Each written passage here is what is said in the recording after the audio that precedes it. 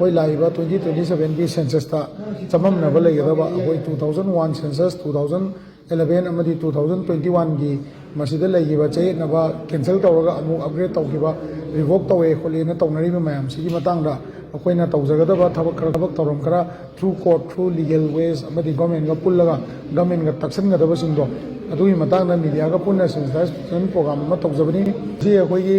CSO Kangleipak ꯂꯨꯞ 14ꯅ ꯄꯥꯡꯊꯣꯛꯆꯔꯤꯕ ꯄ꯭ꯔꯣꯒ꯭ꯔꯥꯝꯁꯤ ꯃꯈꯣꯏꯒꯤ media ꯑꯃꯗꯤ ꯏꯗꯤꯇꯔꯁꯤꯡ ꯍꯥꯏꯇꯥꯔꯦ ꯄꯦꯅꯦꯂꯤꯁ ꯑꯃꯗꯤ ꯀꯂꯝꯅꯤꯁꯁꯤꯡꯒꯤ ꯑꯣꯏꯕ ꯁꯦꯟꯁꯤꯇꯥꯏꯖꯦꯁꯟ ꯄ꯭ꯔꯣꯒ꯭ꯔꯥꯝ ꯑꯃ ꯄꯥꯡꯊꯣꯛꯆꯕꯅꯤ꯫ ꯍꯥꯏꯔꯤꯕ ꯄ꯭ꯔꯣꯒ꯭ꯔꯥꯝꯁꯤ ꯀꯔꯤ ꯃꯔꯝꯒꯤ ꯄꯥꯡꯊꯣꯛꯄꯅꯣ ꯍꯥꯏꯔꯀꯥꯟꯗ ꯑꯩꯈꯣꯏ ꯂꯥꯛꯏꯕ 2027ꯒꯤ ꯁꯦꯟꯁꯁꯇ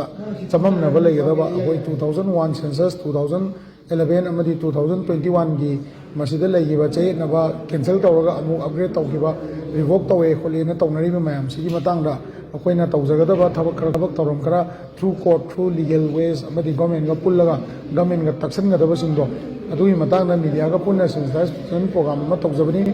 ꯑꯩꯈꯣꯏꯅ ꯉꯁꯤ ꯇꯧꯔꯤꯕ ꯄ꯭ꯔꯣꯒ꯭ꯔꯥꯝꯁꯤꯅ ꯑꯍꯥꯟꯕ ꯀꯦꯝꯄꯦꯟ ꯍꯧꯕꯒꯤ ꯑꯍꯥꯟꯕ ꯑꯣꯏꯅ ꯑꯩꯈꯣꯏ ꯍꯌꯦꯡꯗꯒꯤ ꯄꯕ꯭ꯂꯤꯛ ꯀꯦꯝꯄꯦꯟ ꯑꯃꯒ ꯄꯨꯟꯅ ꯍꯧꯃꯤꯟꯅꯅꯕ ꯑꯗꯨꯒꯨꯝꯕ ꯇꯥꯟꯖꯥꯗꯨ ꯂꯧꯖꯒꯅꯤ꯫ ꯃꯔꯨꯑꯣꯏꯅ ꯉꯁꯤ ꯅꯩꯅꯈꯤꯕꯁꯤꯗ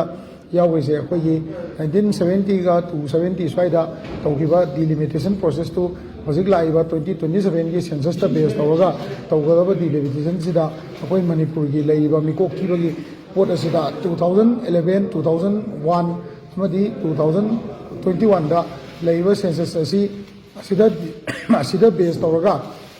ꯐ꯭रीꯖ ꯇꯧꯈ꯭ꯔꯕ ꯗꯤꯁꯦꯝꯕꯔ 2025 ꯐꯥꯎꯗ ꯐ꯭रीꯖ ꯇꯧꯈ꯭ꯔꯕꯁꯤ ꯃꯁꯤ ꯑꯩꯈꯣꯏꯒꯤ ꯗꯥꯇꯥ ꯃꯌꯥꯝꯁꯤ ꯐꯖꯅ ꯌꯦꯡꯉꯒ ꯃꯈꯥ ꯇꯥꯕ ꯁꯦꯟꯁꯁꯀꯤ ꯑꯣꯏꯕ ꯊꯕꯛꯁꯤꯡꯁꯦ ꯆꯪꯁꯤꯟꯕ ꯑꯃ ꯆꯪꯉꯤ꯫ ꯍꯥꯏꯔꯤꯕ ꯆꯪꯁꯤꯟꯗ꯭ꯔꯤꯉꯩꯁꯤꯗ ꯂꯩꯔꯤꯕ NRC ꯍꯥꯟꯅꯒꯤ ꯂꯩꯕ 1951ꯗ ꯇꯧꯈꯤꯕ NRC ꯑꯗꯨ ꯑꯁꯥꯝꯒꯤ ꯇꯧꯈꯤꯕ ꯑꯗꯨꯃꯥꯏꯅ ꯑꯩꯈꯣꯏ ꯃꯅꯤꯄꯨꯔꯒꯤꯁꯨ NRC ꯑꯞꯗꯦꯠ ꯇꯧꯔꯕ ꯃꯇꯨꯡꯗ ꯁꯦꯟꯁꯁꯁꯤ ꯇꯧꯕꯤꯌꯨ ꯍꯥꯏꯅ ꯒꯣꯔꯃꯦꯟꯠꯗ ꯇꯛꯁꯤꯟꯒꯗꯕ ꯑꯃꯗꯤ ꯀꯣꯔꯠꯇꯒꯤ ꯂꯧꯒꯗꯕ ꯑꯣꯔꯗꯔꯁꯤꯡꯗꯨꯒꯤ ꯃꯇꯥꯡꯗꯅꯤ ꯍꯥꯏꯅ ꯁꯨꯃꯥꯏꯅ ꯊꯝꯖꯒꯦ꯫ खितंग खेनबसे कहीं नते चप माने कोई कैंपेन तौरीसिंगसे एनी CSOना तौरपदा इवन लकाई क्लबना बाउदा इवन कॉन्स्टिट्यूएंसी बाउ तौरपदो माले सी कम कैंपेन से को कहीं हुजी मयाम से फजन अवेयर होनेदि तोइने अब अखोइदा खितंग थोदो एंगौना हायबदा अखोइना ममांगदा कोर्ट तौनगिबा केस के खै लैय अखोइदको अदुगी कंटिन्यूटी लापै वा खतने अतोपदा थोदो कैसु खेनबा लेते अइना सुम येंगजबदा मसे अखोइगी समना हायबदा थोंजु केंद्र अदगी थौबाल लोमदा देन अखोइ सोनाकंदा कनोगी करी सेगमाई स्वाइद लेइबा जगहसिंगसिदा सिट मांगदबा पॉपुलेशन की हंदोनजिन लेइबा जगहसिंगजा स्वाइददि खर लेरगदि कॉन्स्टिट्यूएंसी की क्लबसिंगना बाउदा कैंपेन से सोइदना लाकने अदुना सिदा तोवान कैंपेन तौइ पुन्ना तौइ हाबा थोदो लेइबा मालके अखोइगी दिको हुजिक लेइबा पोजे कमाइन तौइ ममांगदा निंजिंबियोबको 2021 दा 2001 दा तौगिबा सेंसस से कमाइन तौरगा कैंसिल तौहनगिगे दो मदुसु निंजिंगसेबको मधुदा CSO मैम पॉलिटिशियन मैम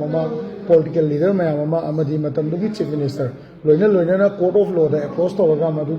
मधुगी सेंसस तो कैंसिल तौहनबनेबको अदुगी कैंसिल तौहनगिबा मैटर अम लेय अदुना चप मानबा प्रोसेस चटकदोरिनेबा हानदगी CSO कंगैपाकना कोर्ट चलगा लेरबनेबा सि पोजो अदुना मसिगी वर्डिक्ट सिंगदो अदुगी ममांगदा लौनबा होनबदा कोई पालिबा लेंगाकसिगा कोइगा पुन्ना इमिनबा अतोपा CSO सिंगनसु तौरइबा थबकसिंगसिदा अखोइ पुन्ना जमिनद्रगसु तोवान तोवान ओइरसु सपोर्ट तौनगनी हैना अदुमाइना थमजै।